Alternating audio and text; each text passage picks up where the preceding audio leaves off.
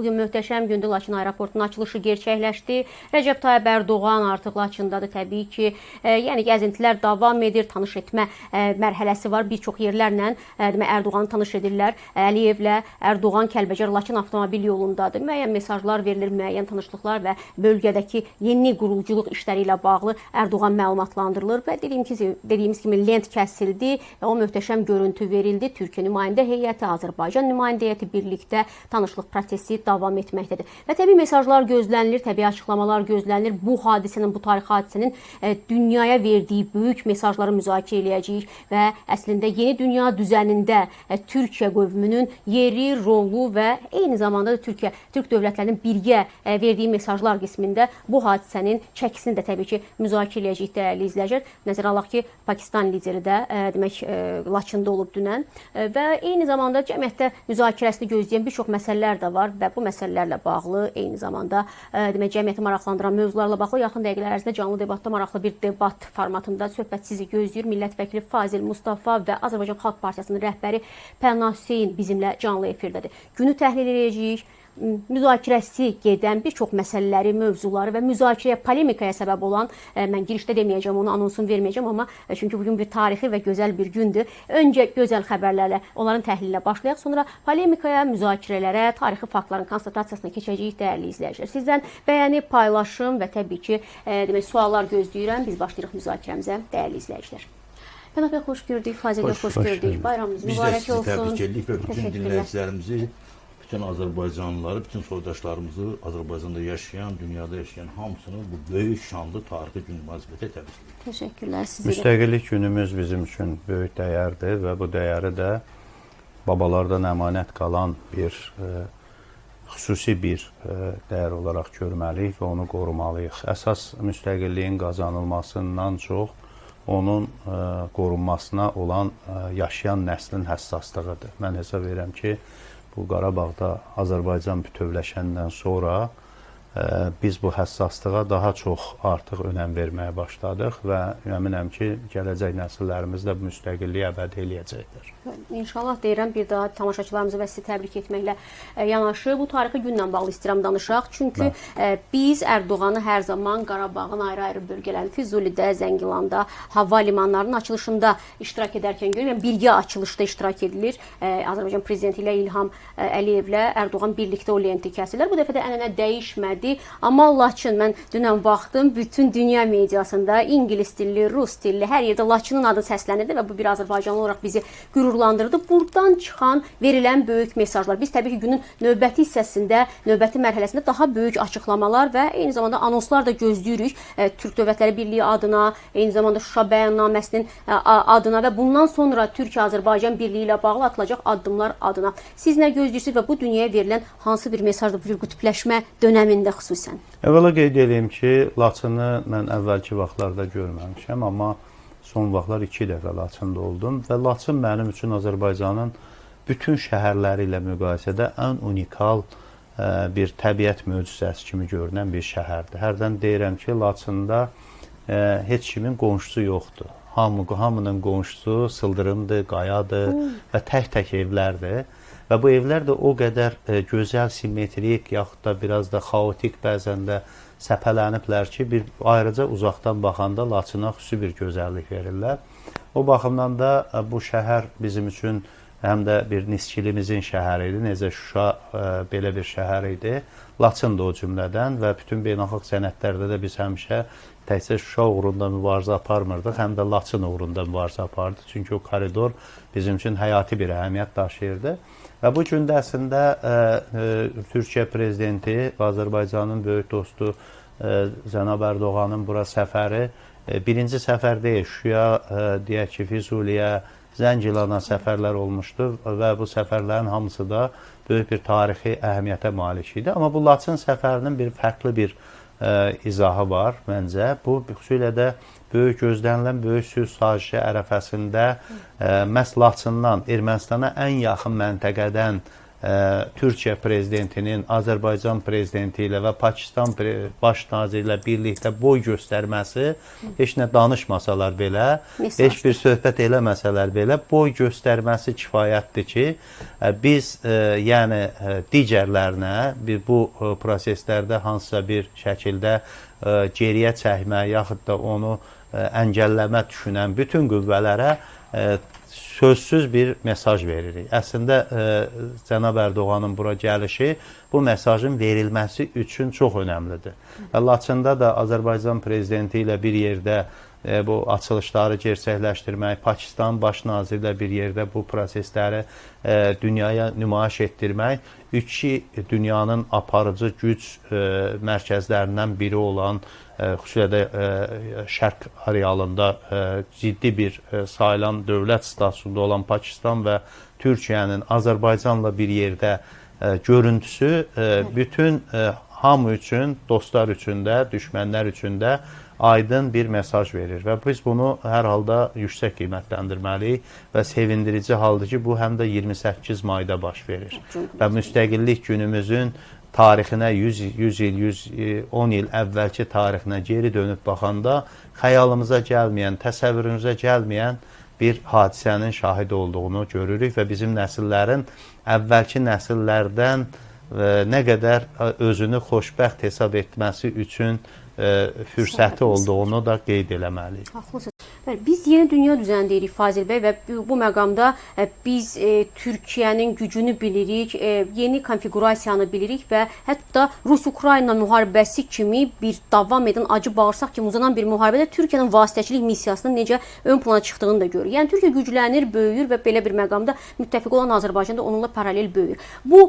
Bu gün verilən, mən demirəm biz belə deyək, təxminlər edək, tapmacalar tapaq, amma Azərbaycan və Türkiyə bu gün, bu tarixdə həm nəzərə alsaq ki, Ermənistandan verilən yeni mesajlar var, Rusiya ilə Azərbaycanın münasibətlərində gərginliklər var, dünya düzənində yeni proseslər və yeni qütbləşmələr gedir. Hansı mesajlar verilməlidir indiki ərəfədə sizin fikir? Necə ki, həm dünyaya mesaj olsun, həm bizim gücümüz bundan sonra atacağımız addımların da anonsu orada öz əksini tapsın. Əslində, yeni dünya düzəni ifadəsini biz yeni dünya düzənsizliyi ifadəsi ilə əvvəl eləməliyik. Düzən yaranmır axı. Yəni, hər xalq, hər bir dövlət oturub evində, öz məkanında, coğrafiyasında hansısa yüksək balla baş verə biləcək zəlzələni gözləyir. Və bu zəlzələni əslində biz də gözləməliyik. Nə baxımdan? Çünki bu müharibə qaydalarına uyğun hansısa bir proses getmir. Yəni ki, adətə bir müharibənin əsaslandırması olur, müharibənin hansısa bir şəkildə etikası olur, əxlaqı olur. Və bu, baş verən Rusiya-Ukrayna müharibəsində bu görüntülər yoxdur ortada. Yəni, burada qurbanlıq olan bir xalqın hətta hərbi qaydalara uyğun olmayan şəkildə müəyyən hücumlara məruz qalması, yaşayış binalarının dağıdılması və başqa bu müharibə qaydalarından tam fərqli bir məsələdir. Və digər tərəfdən əvvəllər dünyada ağsaqqallıq rolunu oynayan dövlətlər belə özləri o ağsaqqal missiyasını yerinə yetirə bilmirlər. Çünki ona uyğun davranışlar sərgiləyə bilmirlər.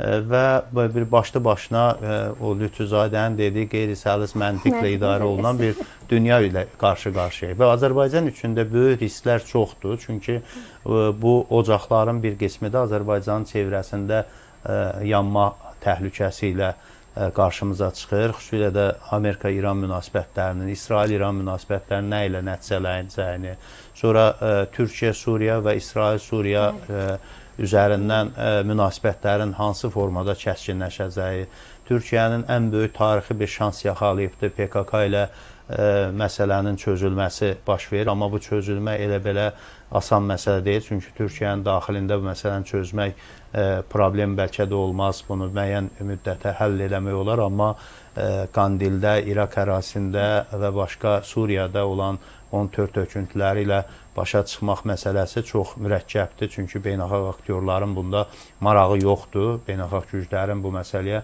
əslində mənfi münasibəti var. Və bunlar hamısı nəyi göstərir? Bu, Azərbaycan üçün də fikrimcə qarşıda duran əsas problem Ermənistanla artıq müharibə vəziyyətində olan, müharibə təhlükəsi yaşayan, qarşılıqlı ittihamlar üzərindən bir-birinə düşmənçilik münasibəti bəsləyən mövqedən sülh müqaviləsi bağlayıb normal əməkdaşlıq mövqeyinə keçən bir status əldə eləməliyik. Və biz bunun üçün hər şeylər eləyirik. Müəyyən dərəcədə indi etiraf eləməliyik ki, Ermənistanda hər şeylər eləyir. Hətta mən sizə bir şey deyim ki, bu gün təbii ki, Azərbaycan hakimiyyəti, Azərbaycan iqtidarı kifayət qədər praqmatik bir siyasət yeridir. Bölgə gücləri ilə onların zərərsizləşdirməsi, neytrallaşması və Ermənistana da biraz daha realist bir təkliflər verir ki, bölgəni gəl barışa gətirək, müharibədən arınmış, müharibə riskindən qurtarmış bir yerə çevirək. Və mən Ermənistan rəhbərliyinin də, xüsusilə parlamentin sədrinin açıqlamasında nəyi müşahidə elədim? Ermənistan rəhbərliyinin də problemi əslində Azərbaycan deyil, erməni xalqıdır. Xəstələnmiş erməni xalqıdır və ona hər dəfə mesajda bir məsələ vurğulanır ki, sizin bu xəyalçı yanaşmalarınız, bu etiraf eləyək ki, bu xəyalçı yanaşma Azərbaycanın da real vəziyyəti qiymətləndirməyən çox sayda siyasətçisində, yazarında, filanda bizdə də bollucadır. Və bu da bizi bir gələcəkdə hansısa bir fəlakətə hazırlaya bilər. Amma Ermənistanda siyasi demək elita cəmiyyətə xəyalçı, məcaratçı yol izləməməyi təlqin eləməklə məşğuldur. Əsas budur problem. Konstitusiya dəyişikliyi də bunun üzərində gedir. Başqa məsələlərdə indi nə dərəcədə buna nail olacaqlar, bu başqa məsələ. Amma bütün hallarda biz də Azərbaycan olaraq çalışmalıyıq ki, bu böyük sülh müqaviləsinin, barışın gəlməsini təmin eləyək və bununla da bizim bir problemimiz də azalsın. Diqqət eləyirsinizsə, indi bizim dövlət başçıları əvvəllər xaricə gedəndə bizim çıxışların 10 dəqiqəlik çıxışın 6 dəqiqəsi, 7 dəqiqəsi Qarabağ məsələsi üzərinə, biraz da bizim ədalətsizliyə məruz qaldığımız üzərində olurdu. İndi artıq 10 dəqiqə Azərbaycanın qlobal məsələlərə baxışını əks etdirən tezislərdən ibarət olur. Bu dəyişimi biz görməliyik. Bu baxımdan da məncə bizim bu düzənsiz vəziyyətə salınmış dünyada izlədiyimiz taktika ağıllı taktikadır. Yəni Amerika Birləşmiş Ştatlarla da, Rusiya ilə də, deyək ki, Ukrayna ilə də, hətta Çinlə belə son vaxtlar məsələn Çin kimi gigant bir ölkə ilə vizasız gediş-gəlişi təmin eləmək böyük bir uğurdur və hesab edirəm ki, xarici siyasətimizdə bu istiqamət davam eləsə, hətta İran kimi müəyyən dərəcədə problemli ölkənin belə prezidentinin bura gəlib normal münasibətlər qurmağa cəhd eləməsi də bu müsbət mənada qiymətləndirilməlidir. Hətta bəzi tamaşaçılarımız Laçın bəyannaməsi ola bilərmi deyə hətta suallarda soruşulur. Şuşa bəyannaməsinə bənzər bir, yəni ən azı belə bir yeni bir sənəd bəyannamə mümkün hesab edirsiniz? Ayrı-ayrılıqda bu dövlətlər arasında bu münasibət var, üçlü də münasibətlər var. Yəni bu hərbi əməkdaşlığın inkişafı ilə bağlı ciddi sənədlər imzalanır. Təhlükəsizliklə bağlı və hamısı vardı. Əslində Pakistanla Azərbaycan arasında, Azərbaycan-Türkiyə arasında var və istənilən var. Pakistan da, Türkiyə də Azərbaycanın çağırışı ilə Azərbaycana hərbi dəstək vermə məsələsində həm mükəlləfdirlər, həm də Azərbaycan eyni qaydada onlara dəstək vermə məsələsində mükəlləfdir. Ona görə də burada bəlkə bunu nəzərə alaraq bunun konkret bir son Hindistanla Pakistan arasında tamamilə doğru. Məsələdə hətta açıqca Hindistanın da bəyanatı oldu Azərbaycan əleyhinə, Türkiyə əleyhinə. Burada əsas məsələ nə idi? Hindistan vasitəsilə Pakistanı dişinə vurmağa çalışdılar beynəlxalq güclər. Amma baxdılar ki, Pakistan da belə sadə bir dövlət deyil, istənilən vaxt, istənilən gücün qarşısında durmağa imkanı çatan hərbi gücü olan bir dövlətdir və hərbi potensialı da elə Türkiyədən sonra bəlkə də ən güclü hərbi potensial olan ölkələrdən biridir, müsəlman ölkələrindən biridir. O baxımdan da belə bir sənəd görünür ki, var deyə belə ayrıca imzalanmağa nəzərdə tutulmadı. Həm də bu Laçın məsələsi məncə daha çox dediyim məsələyə xidmət eləyir. Yəni Laçın birbaşa sərhəddir. Sərhəddən Türkiyə, Azərbaycan, Pakistanın boy göstərməsi çox önəmli məsələ. Necə Avropa Birliyi Ermənistan içindən bizə boy göstərməyə çalışır, amma boyları çıxmır, görünmürlər. Amma biz dedik, sizin boyunuz görünmür, amma biz daha hündürdəyik və boyumuz da sizdən yaxşı görünür. Həm də Avropa Birliyinin orada müşahidəçilərinə orada tez-tez durbinlə baxırlar. Onda üç böyük dövlətin liderini bir yerdə görəndə onların yəqin ki, durbinin şüşələrində də nəsə bir problem çıxacaqdır və narahat olacaqlar. Nağıl istəyənə nağıl başlıqlı yazdan gedir. Tamaşaçılar bilsin ki, daha hər şeyi bilməyə bilər. Sabah saytında çıxmış yazıdan Tam deyə gedir yazdı. və Nağıl istəyənə nağıl, noğul istəyənə noğul, ağıl istəyənə ağıl. Hə. Fazil Mustafanın Musavat konudakı Hə. yazısından gedir. Oxumaq istəyənlər Fazil oxuya bəy bilər. əslində bir qədər təvazökardır və heç kim başına qoymaq missiyası və iddiasını da yəqin ki, orada bir obraz ifadədə işlədib. O iddiada olmaz ki, hamının başına ağıl Gözəl qoyacaq. söz oyunu istifadə edirəm. Gözəl söz oyunudur. Nağıl, yəni, noğul, ağıl. Əlbəttə, indi Burada bir məqamı da siz arqumentləri dinlədiniz. Mənim yenidən onu təkrarlayıb vaxt aparmaq fikrim yoxdur. Sadəcə o zamanlama məsələsi ilə bağlı dediyim mənə xüsusi demək düşündür niyə məhz 28 mayda bu məqalənin yazılması, o əhval-ruhiyyənin, Ərdoğanın səfəri və s. və ilaxır bütün bu konfiqurasiya Yox, yalnız bu məqalə yazılmayıb. Ondan əvvəl də bir məqalə yazılıbdı. Hətta traktorla bağlı mənim bu problemə baxışım yazılıbdı. Təbii ki, Pənah bəy də əslində mahiyyətcə nağılsevər Azərbaycanlı obrazı. Söhbət hamı ağıllıdır, fərqi yoxdur. Amma biri nağıl üzərindən həyata baxır, bir də daha çox məntiq, demək, reallıq üzərindən baxır. Təbii ki, bu reallıq üzərindən baxılan deyil. Uzun illər bizə qəbul edilmiş, yer edilmiş, əzbərlədiyimiz tezislərin başqa formada təkrarıdır. Mahiyyət nədir? Mahiyyət, Pənah bəy deyir, mən rast gəlmədim. Görünür, Finlandiya tarixini oxumayıb, Bəyaz Zəmbaqlar ölkəsi əsərini oxumayıb. Oxusu orada görər ki, Finlandiya bizdən də inkişaf eləmiş bir ölkədir. Amma Finlər isteslərdən qoparılma tarixini özləri üçün ən önəmli hadisə sayırlar və Rusiya işğalı nəticəsində bu baş verdi. Biz ümumiyyətlə işğala qarşı, müstəmləkəçiliyə qarşı mövqe sərgiləyən insanlarıq. Heç bir xalq, heç bir müstəqilliyini itirməz. Amma biz müstəqil dövlət olaraq hansısa bir şəkildə işğal olubmamışıq ki, hansısa bir Azərbaycan bütövləşmiş dövlət olmayıb ki, biz cəhalət bataqlığında, Səfəvi Qacar cəhaləti bataqlığında qalmış bir xalq idik. Və bu xalq 50 milyondur. Bunun 10 milyonunu bugünkü tarixindən götürsək, işğal nəticəsində başqa bir coğrafiya düşdü. O coğrafiya düşən 10 milyon dövlət yarada bildi 90 il ərzində və qalan 40 milyon, 30 milyon dövlət yarada bilmədi. Bunun səbəbini bilirsiniz nədir? Və səbəbi bizim o mühitdə yetişə biləcəyimiz modern ziyalılarımız oldu. Axundov, Zərdabi və Məmməd Əmin hamısı Qori seminariyasını, Rus-Tatar məktəblərini bitirərək bunlar Rus sistemi içində milli davanı apardılar. Çünki bu davanı milli bir Azərbaycan davasını aparmaq üçün qarşında əşq-qüddə səndən olmayan durmalıydı, işğalçı durmalıydı. Rus işğalçıydı və bu işğalçılara qarşı həm də Rusun işğalçılıqdan əlavə sənə həm də Avropa mədəniyyətinə daxil olmaq üçün şans yaratmışdı.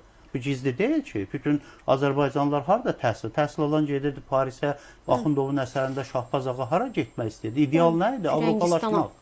Və qalanlar isə, Güney Azərbaycanda qalanlar isə bu şansı əldə eləmədilər. Çünki onlar bir dinin, bir məzhəbin içində yaşadıqlarını özlərinki saydığına görə bu gün də həmən düşüncə hakimdir. Özünü İranlı identifikasiyası ilə tanıdan bir toplum müstəqillik savaşı aparmır. Səttarxan savaşı da, Xiyabani savaşı da hamısı milli savaş deyildi ki. Və bir dənə Pişəvəri savaşda Stalinin qurduğu layihə üzrə İranın parçalanmasına yönəlik addım idi. O da yarımçıq saxladı, çəkildi və ortada olan bütün milli segmentlər məhv edildi. Yəni demək istədiyim odur ki, bizim bu tarixə baxışımızda dəyişiklik çox önəmlidir. Biz demirik ki, Türkmənçay bizə işğal, bizə xeyir eləyib. Biz söhbət ondan gedir ki, biz hansısa bir məkandan qopmamız üçün bir tarixi şans yaradıb ki, biz müstəqil dövlət quraq. Və digər tərəfdən, baxın, Azərbaycan dövlətin qurulmasının əsas səbəbi nə idi? Nüvəsi nə idi? Nuru Paşanın ordusunun, Osmanlı ordusunun gəlib Azərbaycanda Bakını işğaldan azad eləməsi, Azərbaycan işğaldan azad eləməsi. Onun nəticəsində Gəncədən, Tiflisdən Gəncəyə, Gəncədən köçdük Bakıya. Olmasaydı köçə bilirdik. Hələ 19-cu ilin mayına qədər də burada general qubernator Thompson idi. Thompson hələ çıxıb getməmişdi, İngilislər getməmişdi. Hələ müstəqil dövlət kimi nə addım atırdıqsa, onunla məsləhətləşib bəzi addımlar atdı. Necə ki, bayrağımızı dəyişmək, məsələn, onun iradəsi ilə oldu. Məcbur elədi ki, bizim qırmızı bayraq, 8 güşəli bayrağı dəyişdi 3 rəngli bayrağa. Yəni, bu hamısı nəyi göstərir? Eyni Türk ordusu Xəlil Paşanın rəhbərliyi ilə getdi Təbrizə. O Təbrizi də azad eləmək istəyir. Amma Təbrizdə Məmməd Əmin Rəfsuzadənin, Xoyskinin, Topçubaşovun dəvət elədiyi Türk ordusunu dəvət eləyən olmadı. Və Xiyabani buna qarşı qiyam qaldırdı. Siz kimsiniz ki, gəlib İranı işğal eləyirsiniz? Və bu işğal adını qoydular, Xiyabanini Qarsa sürgün elədilər. Demək istədiyim odur ki, orada bir ictimai tələbat olmadığına görə müstəqil dövlət qurmağa Türk ordusu kömək edə bilmədi. Azərbaycanda ictimai tələbat oldu ona görə və bizim o 90 il ərzində Rus imperiya, həm də bir də bir şey var. Bizdə bu tarixi yaxşı bilməyənlər, əzbərçi öyrənənlər üçün bir misalı mən gətirmək istəyirəm.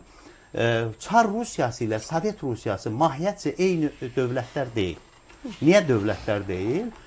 Sovet Rusiyası da ideoloji baxımdan Çar Rusiyasını inkar edir. Çar Rusiyası pravoslav bir imperiyaydı. Pravoslavlığı önə çəkirdi. Amma başqa dinlərin də hansısa şəkildə sıradan çıxarılmasına maraqlı değildi. Amma Bolşeviklər Sovet Rusiyası bütövlükdə dinin əleyhinə bir sistem idi və bütün dinləri sıradan çıxardırdı və hamını da bir sosial və milli bərabərlik, milli bir uzlaşma adında yox, sosial bir uzlaşma adında bir dövlətə çevirirdi. Və belə bir vəziyyətdə Azərbaycan tarixinin bu mərhələsinə biz biraz daha yeni bir yanaşım ortaya qoymalıyıq. Yəni, Axundov, təsəvvür eləyin ki, İranda Axundov yetişə bilərdimi? İranda Həsən bəy Zərdabi yetişə bilərdimi? İkisini də necə o Babiləri öldürdülər, bütün o şəriətçi sistem hamısını öldürəcək. Pənah bəy dedi, onu inkar etmir axı. Yox, inkar eləyir. Nə məsələ nədir? Mən ümumiyyətlə Pənah bəyin dediyi məsələ nədir? Deyir, tərəfli. Bəli, mən Azərbaycan dövləti, müstəqil Azərbaycan dövləti tərəfindən yanaşıram. Səfəviliyin nəticəsi bir məzhəbçi teokratik dövlətin nəticəsi nədir? İran İslam Respublikasıdır, eyni deyil. Adı İslam Respublikasıdır. Azərbaycan bir dəqiqə. İkinci, heç Osmanlının özü, bir dəqiqə dinləyin. Osmanlının özü Səfəvilərdən də gerici bir ölkə idi. Mən Osmanlı tərəfdarı deyiləm ki, hətta Ərdoğanın bu çıxışında belə yanaşma üslubu mənim üçün qaniyedici deyil. Yəni onun yanaşması əslində daxili toplum üçün deyir ki, biz birlikdə olmalıyıq, çaldıran da Osmanlı'nın qazandığı qələbədir. Amma mənim fikrimcə biz Türkiyənin modern tarixini, Türkiyənin də mədəni tarixə keçişi, Osmanlı qaranlıq keçmişidir Türkiyəndə. Mədəni tarix Atatürkdən başlayır. Atatürk bütün Osmanlı sütununu dağıtmasaydı və ona görə də bu insanların böyük əksəriyyəti Hüseyn Zavidi də yaxşı oxumayıblar. Hüseyn Zavidin iblisi nədir? Hüseyn Zavidin iblisi Atatürk'e əsr olunmuş əsərdir. Orada Elxan Paşa Osmanlıya qarşı vuruşan, ərəbləşmiş Osmanlıya qarşı vuruşan bir paşadır. Və demək nəyə gətirirəm? Bizim bugünkü tariximizin o istiqamətini biz doğru tutmasaq, indi baxın Azərbaycanlılar nəyin davasını aparırlar? Əslində bugün Səfəvilik davası aparan İrancılardır. Mahiyyətcə, millətçi də görünsə, deyək ki, İslamçı da görünsə, İran niyə davadır? Çünki bu İran özü bütün vilayətinin, başqalarının çıxışlarını dinləyin, əsərləri oxuyun. Hamısı bu tarixi özlərinin bütövləşmə tarixi kimi qiymətləndirirlər. Və bu Azərbaycan elə etmirmi? Ərazi olaraq da Azərbaycanın hansısa bir ərazisini cənubdan gələrək işğal ediblər. Başqa hansısa bir şəkildə Azərbaycanda başqa dövlətlər yox idi. Ya Ağqoyunlu deyirlər, Azərbaycan dili, Ağqoyunun dili erməni dili idi, Qaraqoyunun dili erməni dili idi. Heç bir dövlət dili elan olunmayıbdı. Sadəcə türk tayfalardır. Bu türk tayfaları dini, ideoloji, inanca görə bir-biri ilə toqquşdular və bu qüvvə də gəldi bura. Sultan Səlimlə də savaşın əsas məqsədi tarixdə bunun mənbələri göstərilibdir. Portuqaliyalılar Məkkəni işğal eləmək istəyirdilər və Səfəvilərin də bunlarla gizli anlaşması vardı. Vatikanla, Venesiya ilə, Portuqaliya ilə və bunun qarşısını almaq üçün bu məsələni həll edəndən sonra daha çox o istiqamətə yönələ bildi. Bu da dövlətlər arası olan münasibətdir. Bizim bugünkü tarixə qətiyyən aidiyyatı yoxdur. Bizim tarix başlayır Məmməd Əmin Rəfsadənin qurduğu cümhuriyyətdə modern tarix budur. Biz modern tarixi qoymuşuq o tərəfə. Özümüzün cəhalət, xurafat tariximizi, halbuki indi bugün desən ki, Pənah bəy, get o sistemin içində həmən İran, get orada yaşaya bilərsən? Yox. Və demək istədiyim odur ki, Ərdoğanın dediyi də heç doğru təhlil eləmədi. Ərdoğan elə demədi. Mən çıxışını da dinləmişəm. O ümumi kontekstdə çıxış eləyəndə bugünkü birliyin kökünü tarixlə əlaqələndirməyə çalışdı. Amma mənim fikrimcə bu tarixi daha çox, məsələn, Çanaqqala ilə, orada birliyi ilə əlaqələndirmək daha doğru. Çünki modern tarixi ilə klassik tarixi, yəni kim kimi öldürdü, kim kimin torpağını işğal elədi, bunlar bitib. Bizim əsas faydalı olan nədir bizim? bizim tarix danışanda, biz fəxrlə danışanda 18-ci əsrdə kimdən danışırsan, kimin fəlsəfə əsərindən danışırsan, kimin mətnindən danışırsan. Ancaq başlayanda Axundovdan başlamırıq, Bakıxanovdan başlamırıq, başlamırıq Zərdabidən, Əkinçidən. Niyə Milli Mətbuat Gününü siz elan eləmirsiniz 1502-ci ildə Şah İsmailin hansısa bir fərmanı ilə? Niyə elan eləmirsiniz?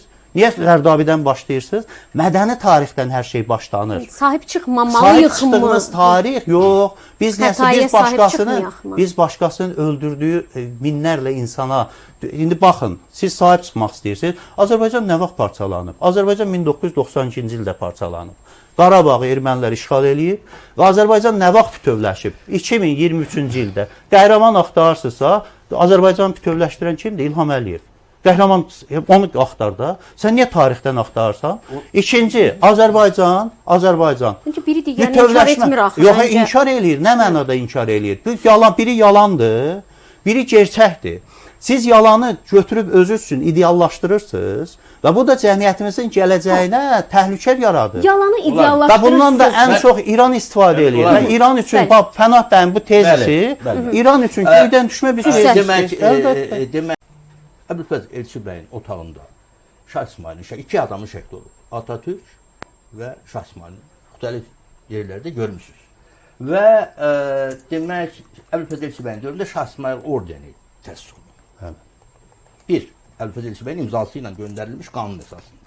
İki, İlham Əliyev onun da cavabını verəcək. O da tarixi bilgisizliklə bağlıdır. Bəli.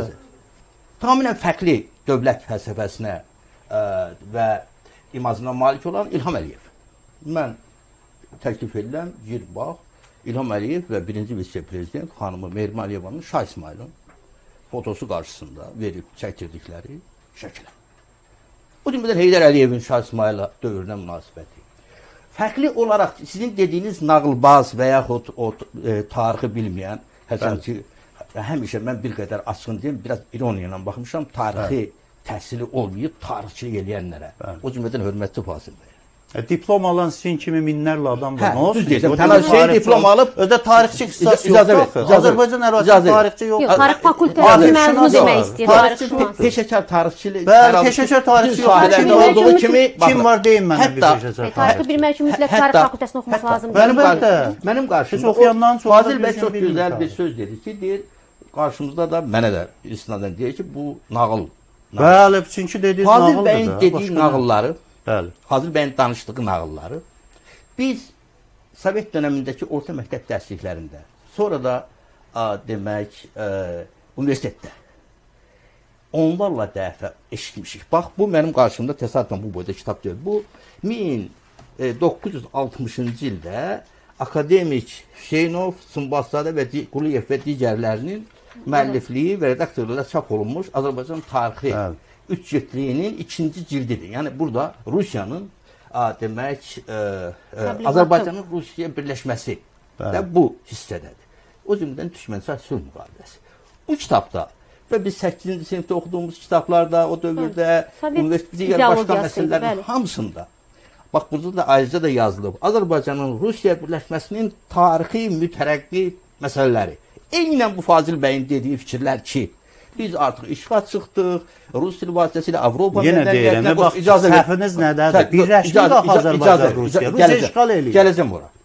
İşğal eləyir. Azərbaycan şəkildə verirdilər. Azərbaycan var idi ki, birləşdi. Nə formada birləşə bilər? Amma bəy o cür demədi. Rusiya birləşdi deyə işığa çıxdı demədi. Yox, işğal yox. Yox, bunlar elə yazırdılar. O vaxtı işğal söhbəti yalnız 91-ci ildə Konstitusiya aktından sonra bizim dövrüyə girdi. Ondan əvvəl yalnız ayrı-ayrı milliyyətçi, ayrı-ayrı deyək ki, Sovet yəni şuur sisteminin zehniyyətindən fərqli adamlar işlədirdilər. Fazil bəyin dediyi bütün tezislər, o cümlədən adlar Əkinçi, o cümlədən Mirzə Fətəli Axundov və digərlərinin hamısı ki, güya bu Rusiya işğalının o dövrdə birləşməsinin və ilhaqının nəticəsidir. Ona görə də baxmayaraq ki, bu müstəmləkə məsələsi idi, doğru yazıblar. Mənə qulaq asdı. Yəni, bu nağıl dediyi məsələ köhnə, 70 il ərzində Sovet dönəmində dəflərlə eşitdiyimiz, yatızdırıldığımız, beynimizə salınmış məsələlərdir. İki, Fazıl bəy burada Finlandiyadan və s. danışdı. Mən yeri gəlmişəm Fazıl bəy bilirsiniz ki, həmişə Azərbaycanın ən böyük intellektuallarından biri hesab eləmişəm, indi də hesab edirəm. Amma intellektual olmaq hələ mütərəqqi olmaq demək deyil. Bu məsələ ilə bağlı şübhəsiz ki, ayrılarımız var. Mən Güntay Qocabəylinin deyəsən Gəncədə indi təxəllüsü. 2016-cı ildə bir yazısına baxdım onun. Çap olmuş Kulisazda deyəsən çıxıb. Fazıl bəyin bir sıra tezisləri, o cümlədən bu qaranlıqdan işığa çıxmaq, tarixin burada başlanması, Azərbaycanın bütövləşməsi məsələlərinin bir çox tezislərin bu cümlədən Güntay bəy belə fərqli bir şəkildə yox, elə eynən, hətta bəzi cümlələr deyildi. Yəqin ki, oxumusunuz. Oxumuşam mən məsələləri. Hiss olunur təsiri. Yəni bu məsələlər bizə aydın olan məsələdir, təkrar edilən. Amma siz də oxuyun ha. O sizi çox dəyişdirəcək. Nə mənada dəyişdirəcək? Çünki yeni düşüncəni qəbul eləməz üçün yeni şeylər oxumanız lazımdır. Vallahi düz deyirəm. Bu sizə vacib və zehniyyətinin mənbələrindən birinə diqqəti cəlb edir. Sadəcə altıncı. Həm də Diamond'ın Krizis əsəri var. Finlandiya ilə bağlı çox gözəl bir əsərdir. Onu da oxusaz tövsiyə. Bizim dövlətçi yenilərimiz yoxdur Cümhuriyyətdən başqa. Deyəcək. Elə çıxır, elə çıxır. Tarix inkardır mı? Bizim mədəni, müasir dövlətçilik ənənəmiz təbii ki, Cümhuriyyətdən başlayır. Ona qədər ki, tariximiz müstəmləkə tarixi və düşün, sülalələrin hansınsa hakimiyyətdə olması. Dövlətçilik deyil mi? Əlbəttə, bu gün də türklər İranda hamısı hakimiyyətdədir. Genelkurmay başqanı falan, hamısı türkdür. Prezident, hamısı nə olsun? Ya bir İran dövlətinin Azərbaycana bir aidiyyatı varmı? İkinci məsələ nədə gəlir? Bilirsiniz, bu cür düşünən insanların əsas problemi nədir? Bunlar, məsələn, Əbülfəz Elçibəy olsun, Məhməd Əmin Rəssaidi olsun, hətta Əhməd Ağaoğlu olsun. Bunların fikirləri bizim üçün dogma olmamalıdır. Bunların fikirləri bizim inkişaf etdirilən bir tezislər və təftiş olunan fikirlər olmalıdır. Zərərli nəsə var mı o fikirlərdə? Azərbaycandan başlayan tarix əsərdir və bugünkü yazımda da yazmışam. Bu, Məhməd Əmin Rəssaidənin tarix anlayışından tamamilə ziddiyyət təşkil edir.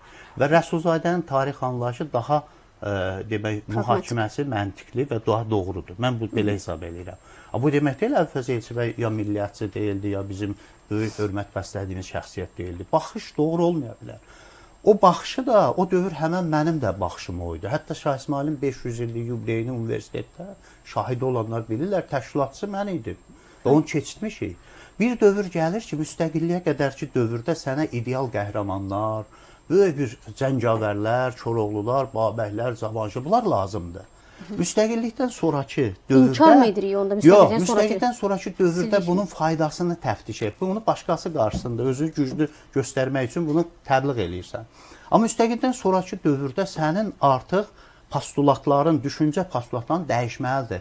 Müstəqilliyimizə, müasir dövlətçiliyimizə nə fayda verir, onun üzərində danışmalıdır. Məsələn, Atatürkün böyüklüyü nə idi? Atatürk Osmanlı sistemini sıfırlamasaydı, böyük müasir Türkiyə olacaqdı İran, Əfqanistan ya başqa ölkə. Bu olacaqdı. Və indi başqa siyasi xadimlərin Şah İsmailə, yaxud da Cavanşirə, başqalarına baxışı, bu siyasətçi baxışıdır.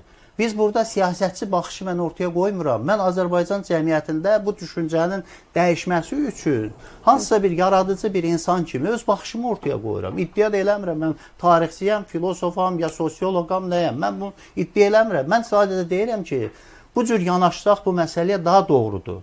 Bu yanaşanda da bunu dərhal tərəfə qoşurlar. Sən filan tərəfdəsən, sən filan. Bizim bütövlükdə 19-cu əsrə qədər olduğumuz tarix, bütövlükdə ona qədər ki, tarix cəhalət tarixidir. Bunun Qəm Pəncərəsi filminə baxın.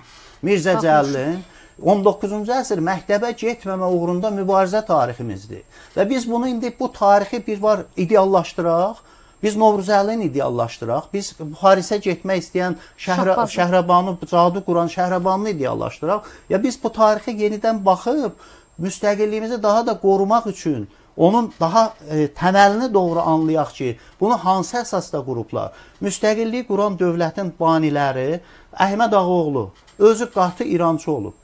Əhməd Ağaoğlu dəyişim nə vaxt baş verib? Əhməd Ağaoğlu 11-12-ci ildən sonra dəyişim həyatda baş verdi 5-6-da. Sonra difai qurdu, başladı, uzaqlaşdı. Tamamilə onun özünün əvvəlki tezlərinə qarşı çıxdı. Məhməd Əmin Rəsaidə İran məktublarında baxsaz, bir İran modeli üzərindən Azərbaycanın birləşməsini nəzərdə. Sonra oradan uzaqlaşdı. Ona görə Seyid Həsən Tağızadə ilə, Xiyabani ilə mövqeləri üst-üstə düşmədi.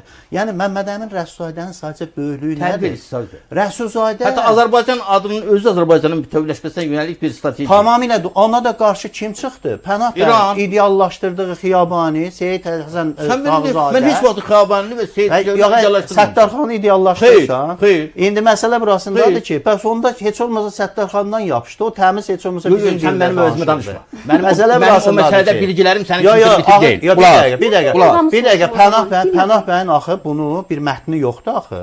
Çayxanada deyə bilər, sözlü deyə bilər, burada deyə bilər. Mətni yoxdur. Mənim təsəvvürüm bu cür danışıqdan sonra təsəvvürüm budur ki, Pənah bəy də bizim o nağıl sevər həqiqətən Azərbaycanlılardan biridir.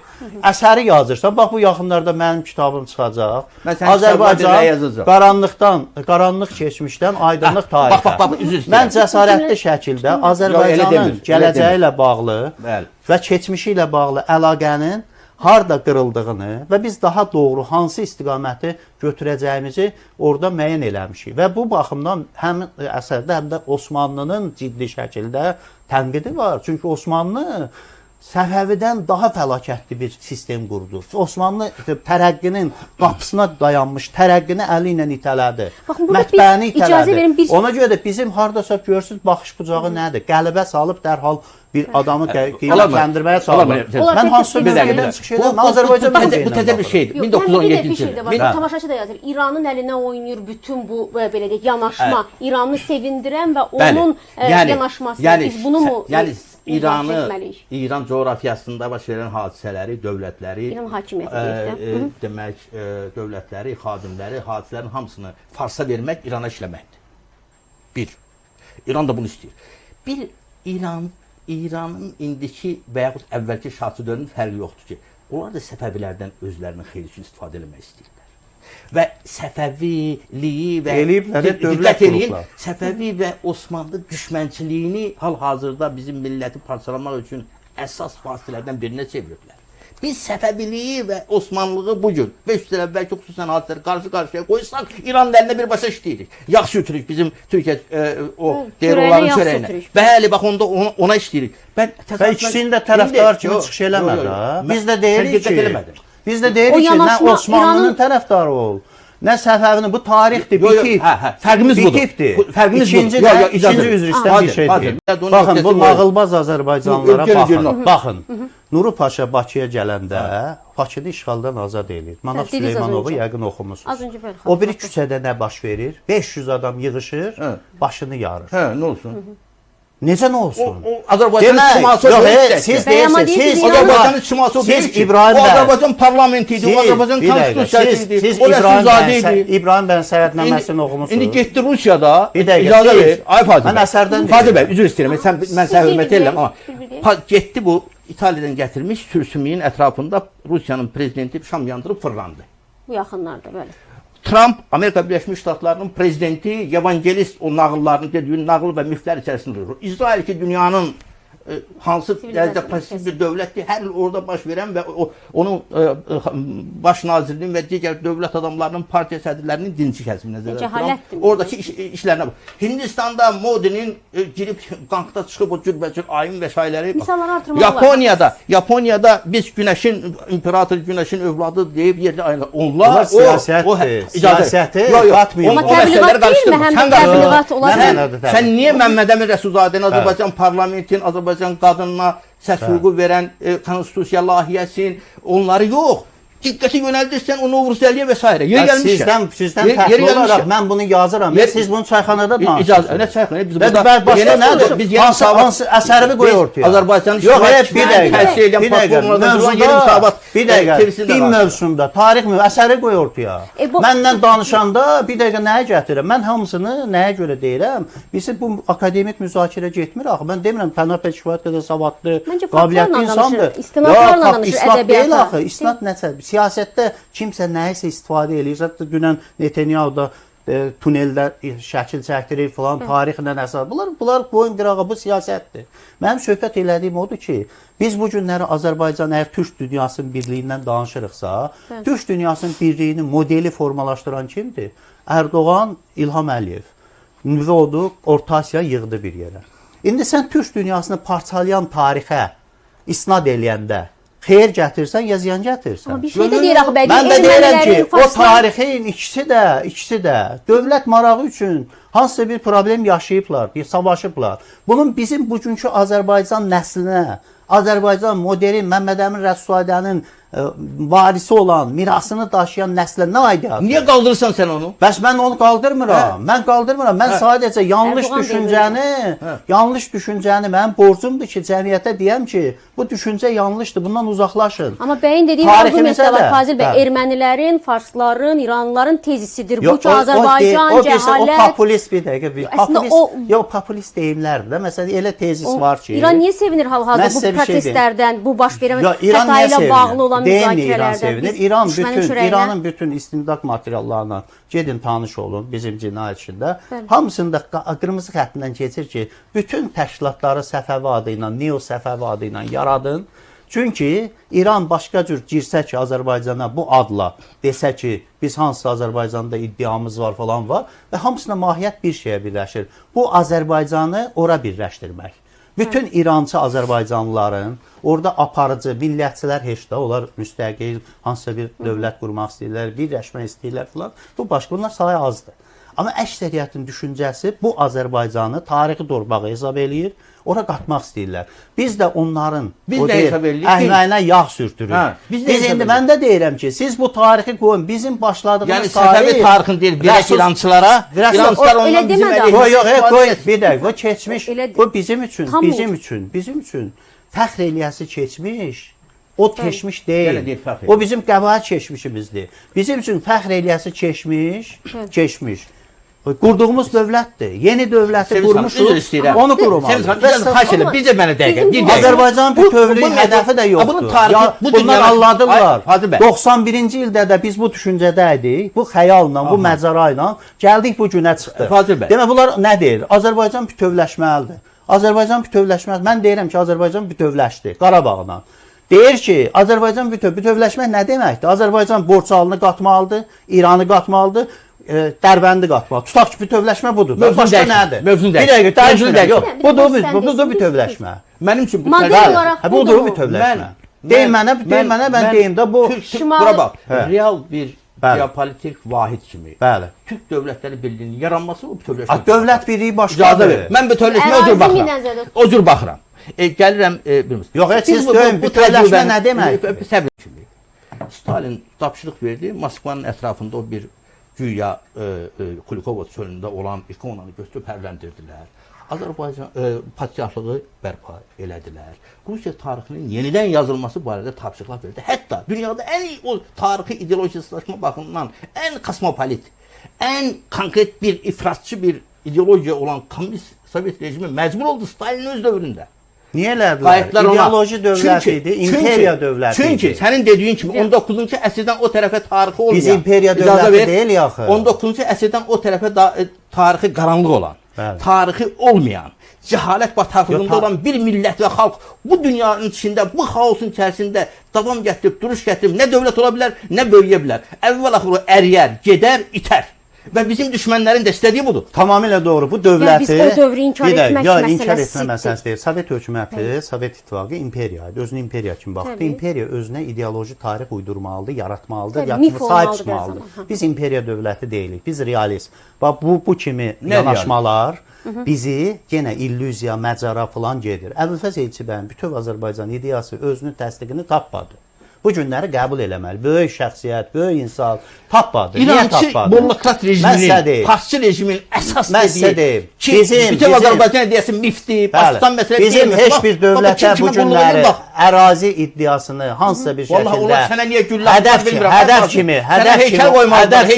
mənə sonra siz heykəl qoyarsınız. Mənə sonra siz heykəl qoyarsınız, çünki cahidilər də. Sonradan siz heykəl qoyarsınız ki, bu həqiqətləri vaxtında söylədi, dinləmədiniz. Azərbaycan bu ərazi ilə, bu bütövlüklə yetinib, bunu ayaqda saxlamaq üçün babalarımızın bunu saxlamalı. Bu dövlət Novruzəlinin qurduğu dövlət deyil. Bu dövlət Axundovun qurduğu dövlət. Unutmayın. Bu dövlət qurduğu dövlətdir və mən nəticədə bu Elçibəyin qurduğu dövlət. Sən dedi davam edirəm. Bu Heydər Əliyevin, İlham Əliyevin qurduğu. Amma sizin qurduğunuz dövlət deyil. Nə danışırsan sən? Sizin qurduğunuz dövlət deyil. Çünki siz elə fikir ver, millətin ancaq siz Əziz Nesin də böyük yazıçı idi. Həqiqətən dahi idi. Amma Türkiyəni elə təsvir edir ki, adam bu şeylər əsərlərini oxuyun, yəni oxumusunlar.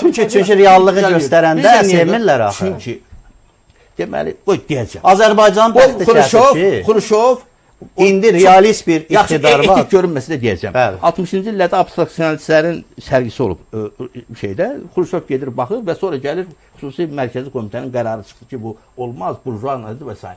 Onun orada məşhur sözü var. Deyir, niyə pis deyirsən? Onu deyirlər. Deyir ki, bilirsiniz, bunlar necə insanı təsvir edirlər? Deyir ki, necə? Deyir ki, elə bir ki, unitazın altında oturmuşsan, o insan adlanan şeydən onu çox üzr istəyirəm dinləyicilərdə, onu görürsən. Sən bu millətdə ancaq elə o Novruzəlinin görürsən. Əslində mən səni görürəm, sənin təhlükəni görürəm. Niyə görürəm? Pənah niyə görürəm? Sənin kimi ziyalı, aydın, özünü sayan adamlar. Yox, bizimki deyə dövləti qurmayıb axı.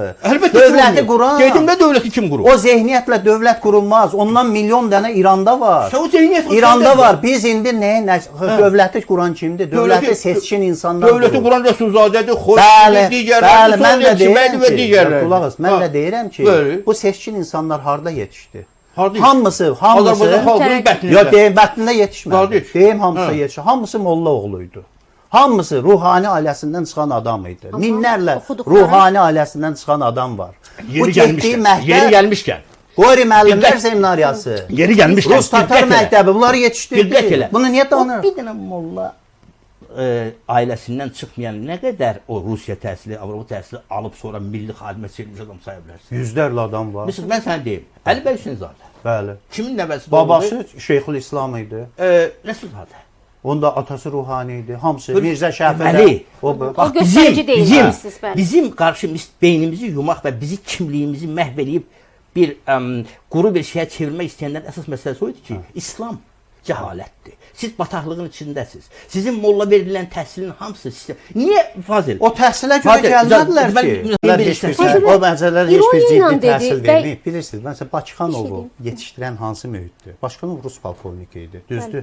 Hamısı bəlli bir dövrdə bu mərhələni keçəndən sonra hamısı öz millətinə qayıdan insanlar idi. Məhəmməd Rəsulzadə atasının yanında dini təhsil alırdı. Amma əsas gerçəkçi dünyəvi təhsili harda aldı? Axundovun atası, yox, Əhməd bəy oğlunun atası onu molla eləmək istəyirdi. Anası erməni müəllimi tutdu, onun yaxasından qopardı, qızılı ayda verərək dedi ki, bu uşağı rus dilini öyrədirsən, bu keçsin təhsil alsın. Rus məktəbində cəmi 4 Azərbaycanlı oxuydu. Onun biri, 3-ü qaçdı məktəbdən.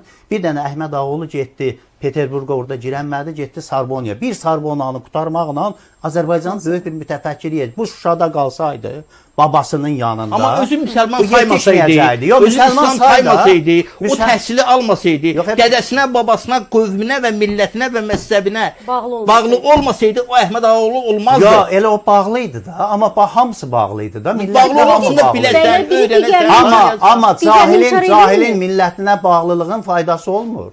Cahil sonradan tam olaraq normaldır. Biri digərini inkar etmir də, deyilmi? Yox, inkar etmir məsələsi deyil. Tarixin müəyyən bir dövrü var ki, xalqın seçkin aydınlarının yetişmə mühitini biz doğru tapaq. Bir Qori müəllimlər seminariyası Üzeyir bəyi yetişdirib. Üzeyir bəy başqa mühitdə ola bilsin ki, bu formatda yetişməyəcəkdi. Yəni bir Axundov da yetişməyəcəkdi. Söhbət nədən gedir? Məsələn, Qafqazın Şeyxülislamı ilə Axundov hər axşam görüşüb söhbət edirdilər. İkisi də mütərəqqi insanlar idi. Amma söhbət nədən gedir? Söhbət mədrəsənin çoxluğundan getmir. Söhbət mətndən gedir. Bizim ilk tarix mətnimiz Bakıxanovdan başlayır. Modern tarix mətnimiz Bakıxanovdan başlayır. Niyə 19-cu əsrdə başlayır? Niyə 18-də yoxdur? Niyə 17-də yoxdur? Niyə Rusiyada 17-ci əsrdə yoxdur? Yox, Rusiyanı müqayisə eləməyin. Almaniyada. Özümüzü gətirirəm. Fransada nə vaxt olub ki? Almaniyada aydınlanma hərəkatı artıq 16-cı əsrdən başlayıb, Luther başlayıb. Bunlarda inkişaf gedib, mətbəə gedib. Biraz 3 əsr əvvəl olub. Və indi 12-ci əsrdə Almaniya nə vəziyyətdə idi, Fransa nə vəziyyətdə idi? Yox, 12-ci əsrdə bizdən də pis idi. Sadəcə onlar Pənah bəydən İndi fərqli olaraq müstəmləkəçilik onların olmaz. düşüncə adamları oturdular, fikirləşdilər. Müstəmləkəçilik olmasaydı, bizim dediyimiz nədir? Biz dini öz yerinə qoymalıyıq, dünya həyatından çıxarmalıyıq, mənəvi həyat kimi saxlamalıyıq. Şəriət hökmləri, din hökmləri, kilsə hökmləri dünya həyatına qarışmamalıyıq. Biz onu eləyənmədik. Biz onu eləyənmədik. Bizdə hələ də 19-cu əsrin əvvəlində şəriət məhkəmələri idi. Və Əli və Ninonu oxuyanlar, başqa müasir oxuyanlar baxarsınız ki, İbrahim bəyin sərgüzəştlərini oxuyanda bizim mühiti heç bir tənqid də eləməyib. Harada nə vəziyyətdir, nə qədər səfalətin içində olduğumuzu göstərir. Səfalətdən çıxmağın yeganə yolu məktəbdir. Biz təkcə bu yolu keçməmişik. Film də keçibdir. Sizin dediğiniz oldu ki, siz niye qarışdırdınız mövzunu? Sen deyirsən ki, Rus müstəmləkəsi olmasaydı, heç cür o inkişaf olmazdı. Mən isə deyirəm ki, və təkcə mən deyirəm. Deyənlər, siz deyirsiniz ki, İran tərkibində qalsaydıq daha yaxşı olacaq. Qacarlar yaxşı olacaq. Başqa nədir? Alternativindir. Bu bir bizə aid deyil. Yox, alternativindir. Bu bir bizə aid deyil. İngiliz, Fransız, Alman müstəmləkəçilərinin də əsas ideyası o idi ki, bizim müstəmləkələr olmasaydı, məsələn, Hindistan indiki səviyyə çatmazdı və s. və s. Düz demir. Bu bir bizə aid deyil. Düz demir Hindistan. Bu fikirlər birsiz nələrdir? Türkiyə başqa yerlərdə yayğındır. Müstəmləkəçilik, imperializm filan filan bu sözlər tez-tez siyasi leksikonda işlədir. Amma əslində mahiyyətcə alternativ nə deyir? Deyir, biz Qacar müstəmləkəsində qalsaq, Qacar niyə müstəmləkə olur ki? Müstəmləkə idi də. Biz Qacarın müstəmləkəsiyik. Əlbəttə. Hə, burada yazıblar. İran və Türkiyə feodallarının müstəmləkəsi altında inləyən Azərbaycanı ruslar gəldi xilas. Biz elə İran, Qacarın da müstəmləkəsi. Bax, eynən yazılıb. Yazılıb ki, yox, indi harada? İran və Türkiyə müstəmləkəsiliyindən Türkmənçay azad elədi. Yox, bir də orada yazıblar, oradakılar sizdən daha yaxşı oxumuşdular. Siz tarixi yaxşı oxumadınız. Onlar yenə akademiklər, alıcılar, nə edir? Onlar Sovet dövründə hələ qorxurdular. Onlar hamısını dəyişdilər. Yox, onlar Sunbazzadə də Quliyevdə dəyişdi, sonra dəstəklər yazdı. Onlar qorxurdular. Çox şeyət ideologiyaya yazmışlar. Amma mən nəyə deyirəm? Bax, bunların alternativi. Sənin milləti sırmaq istədiyin bu yeni adına nağılları, onlar başa düşür ki, nağıl. Bunlar hamısı Qacar dövrünün, hətta Rıza Şah Pəhləvi türk idi. Rıza Şah Pəhləvi gəldi, məsələn, necə neynədir? Bütün Sasani ənənələrini diritdi. Türkü idi, amma İrancı idi da. Eyni şey Şah İsmaildən sonra Təhmasib gəldi. Bütün övladların adı Sasani şahların adıdır. Onların övladların adıdır. Diritdi. Yəni o mühitə düşən adam, biz də o mühitdə olduğumuza görə, indi də 30 milyon, 40 milyon Azərbaycanlı orada olduğuna görə bu mühitdən çıxmaq mümkün deyil.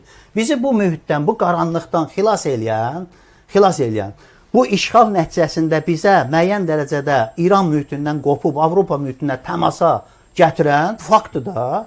Bu Rusiya müstəmləkəçilik sistemi, burada erməni vilayəti yaratdı, erməniləri köçütdü, böyük vəhşiliklər elədi. Amma eyni zamanda bizim müəyyən aydınların yetişməsinə şərait yaratdı. Bu bir faktdır. Bu Axundovu Azərbaycan dəfn eləmirdilər. Axundov 3 gün evində iyləndi. O nağıl da kişi. Nağıl da deyil. Rus polkovniki iyləndirə bilərdilər. O Sovet nağıllarından biridir. Yox. Elmi cəhətdən sübut olmuş məsələdir ki, çox böyük hörmətlə, izzətlə sonradan götürdülər. Yox, onlar eləyirdi. Müsəlman qaydası ilə eləmədilər. Fazil bəy, siz də kompleks yaradırmı? Bax, məsələn, Pənah bəyin dediyi paralellər ki, məsələn, İranda eyni düşüncədədir. Tutaq ki, Sovet ideologiyası da elə Fazil bəyin dediyini eynən demək, o formada o ideologiyanı sırmağa çalışır uzun illər Azərbaycan cəmiyyəti. Məsələn, mən Avropalaşmaya ümumiyyətlə ölkəmiz üçün, insanımız üçün zərərli baxmıram, faydalı baxıram. Təbii ki.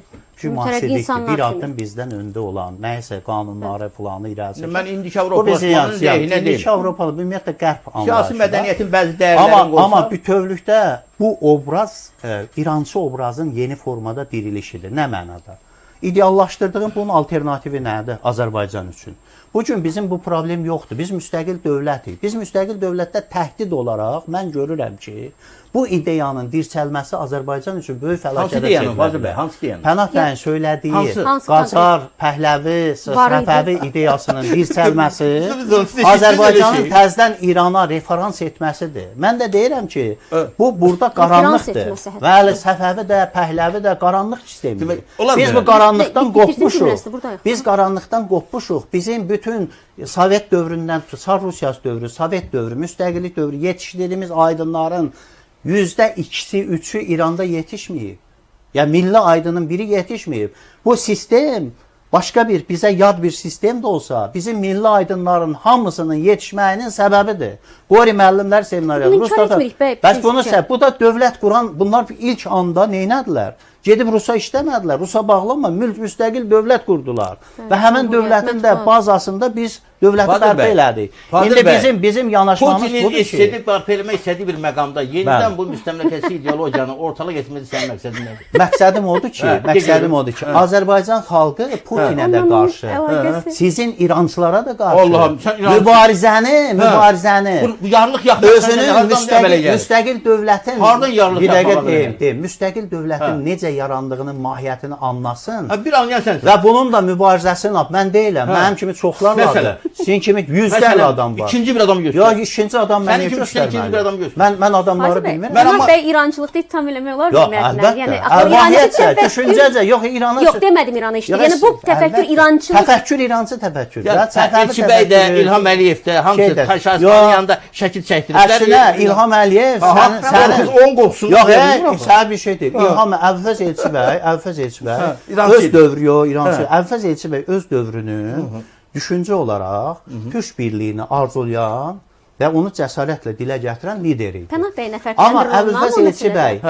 Əvfəz Elçi bəy bu tarixi varisliyi mənim hesabıma görə doğru götürmür. Sən niyə hesab qoyursun? Bəli, niyə görə doğru götürmürdü? Tarixi varislik, qanun durduğu nöqtəni doğru tapmalıyıq. Yəni biz bizim qanımız müstəmləkəçiliyinin törəməsiyik. Yox, törəməsindən bizim dədəmiz anamız Rusiya, Paskeviç, o birisi bu birisinin yaratdığı və keşişlərin gətirdiyi bəzi. Elə mən də açıqsan deyirəm ki, onun dediyindən siz bir dəqiqə. Biz müstəqil, biz Axundovu, mən həmişə deyirəm, biz Axundovu mürəkkəb qabından dünyaya mən Axundovçu deyiləm, yeri gəlmiş. Deyilsən. Amma həm qacarsızsan, səfəvisən. Mən neçə dəfə dedim ki, mən dedim ki, istər Türkiyədə Osmançılıq eləməsinlər, burada da Səfəviçilik eləməsinlər. Amma Səfəvi də Osmanlı da bizim tariximizdir. Biz onunla fəxr duymalıyıq, bütün qüsuru nöqtələrə baxmayaraq ondan yapışmalıyıq və inkar eləməməliyik. Mən də deyirəm ki, tarixinə fəxr duymazlar. Mən sənin məliyyə bir şeydir. Tarixlə fəxr duymazlar. Heç müstəmləkə tarixi ilə də fəxr duymazlar. Əslində acıyarlar ki, mən niyə bu vəziyyətə gəlib düşməliyəm? Mən fəxr duyduğum 28 mayda qurulmuş Azərbaycan Cümhuriyyətidir. Hər xalq bu cümhuriyyəti qura bilmir. Bu cümhuriyyəti quran insanların yetişdirdiyi mühiti olmasaydı, bu cümhuriyyət qurulmayacaqdı. O mühitə qarşı, o mühitə qarşı qurulub. O cümhuriyyət, o mühitə müqavimətə qarşı qurulub. O demək cümhuriyyət milli iradənin və milli dirənişin müstəmləkəçiliyə qarşı və müstəmləkəçi zehniyyətə qarşı qurulubdur. Ona qarşı qurulmuyor. Sizə elə gəlir qurulubdur nəyə qarşı? Bolşevik Rusiyası artıq yeni hakimiyyəti ələ keçirəndən sonra bəlli bir boşluq yarananda milli aydınlar özlərinin əvvəlcədən hazırlaşdığı proqramı həyata keçiriblər. Sonra bolşeviklər gücləniblər, bu proqram dayanıb. O niyə hazırlamışdı bu proqramı? Yenidən 91-ci deyirlər ki, biz Rusiyadan niyə ayrılaq ki, misal üçün elə əvvəl elə deyirdilər. Mənim bir məsələn deyim. Məmməd Əmir Əfsadiyə də elə deyir. Azərbaycan Türk modelinin inkişafına, dövlətlərin inkişafına öz töhfəsini verir, verəcəkdir və bu bölücülük filan məsələlərdə Azərbaycan təsir eləməz. Azərbaycan öz hüdudlarını yaxşı bilsə və özü üçün praqmatik, realist, necə ermənilər deyir, real Ermənistana qayıtmalıyıq. Ermənilərin hamısı demir onu. Yox, hamısı demir. Hamısı demir, ona görə ki, hamısı sizin kimi düşünür. Və o yetimi də deyərsən, hamısı sizin kimi, yetimi düşünər, amma hamısı sizin kimi düşünür. Böyük Ermənistan düşünürdü, böyün əlində heç nə qalmayıb. Bizdə ona görə ermənilərin elədiyi səhv eləməməliyik. Azərbaycan bu dövlət, bu mövcud dövləti qorumaqdan yana ölümümüzə, canımız bahasına mübarizəmizi aparmalıyıq. Bu dövlətə imperiya xəyalını vermək təhlükəlidir. Bu dövlətə hansısa bir şəkildə ərazilərlə dəstək verməliyik. Soydaşlarımızdır, qanımızdır, qardaşlarımızdır. Amma bu dəstəyin forması Gürcüstan Azərbaycanlısı, demokratik Gürcüstan düşüncəli Azərbaycanda olmalıdır. İran Azərbaycanlısı, demokratik İran düşüncəli Azərbaycanlı olmalıdır və Dərbənddə olan Azərbaycanlı demokratik Rusiya düşüncəli olmalıdır. Amma bizim bu cür illüziyalarla Azərbaycan xalqını yeni bir demək fəlakətlərə aparmaq üçün yaxşı bir tezisdir. Bu tezisi kimlər nağıl sevər Azərbaycanlılar dəstəkləyə bilər. Ağıl sevər Azərbaycanlılara mən deyirəm ki, yolumuz realist, cəmiyyətin gələcəyini Sən- məzarıya sən sürüklənən bir general- yol. Bu Siz deyil. elə bilirsiniz hardan başlayım, mən tövsiyə eləyim də. Elə. Nuru Paşanın Ağıllı bir Azərbaycana şey olsa- gəlişindən başlayın. Orada birləşmişik. Oradan tarixə çox keçsəz, çox böyük problemlər Nuru Paşanı Azərbaycana kim dəvət elədi? Ağıllı Azərbaycan aydınları. Yox, kim dəvət elədi? Məmməd Əmrə Suadə. Azərbaycan hökuməti. Niyə dəvət Ulan, elədi? Niyə elədi? Yəni- Niyə Xiyabani eləmədi? Çünki o şuurla bu şuur eyni deyil. Əlbəttə ki. Bəs onu qəbul eləyirsənsə, Əlbəttə ki, onda demə biz ayrılmasaydı o şuurda. Lakin O zərərli prosesdir bizim üçün indiki məqamda və ona görə də biz o məsələdə qonşu dövlətlərlə münasibətdə praqmatik davranmalıyıq. Ermənistan indi ona gəlir. Ermənistanda indi 5-10 ağıllı Onların adam heç çıxıb səhv deyir ki, etmiyorsunuz. bütöv Ermənistanı qoyun qırağa, real Əlimizdə Ermənistanı olanlar. qoruyaq. Mən də deyirəm ki, real Azərbaycanı qorumaq lazım. Bu cür ideyalar sonra təhlükəyə Bütöv çevrilir.